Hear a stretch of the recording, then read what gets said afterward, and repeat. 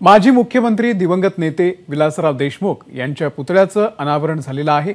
लातूरमध्ये काँग्रेसचे बडे नेते या सोहळ्यासाठी हजर आहेत। लातूर जिल्ह्यातील निवळी येथील विलास सहकारी साखर कारखान्याच्या प्रांगणामध्ये हा पुतळा उभारण्यात आलाय।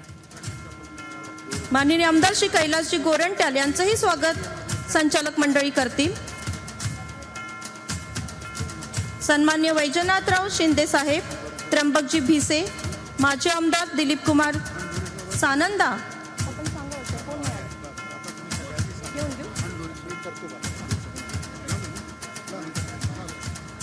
मंचावर उपस्थित सर्व मान्यवर मंडळींचं स्वागत। या कारखान्याचे सर्व सन्माननीय संचालक मंडळी आपण सर्वांचं या ठिकाणी स्वागत करावं आणि उपस्थित सभा मंडपात उपस्थित सर्व मान्यवरांना विनंती, आपण टाळ्यांच्या जोरदार गजरात सर्व मान्यवरांचं आपण स्वागत करूया।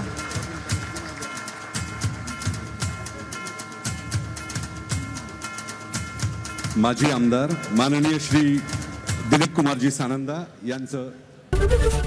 एबीपी माझा, उघडा डोळे बघा नीट।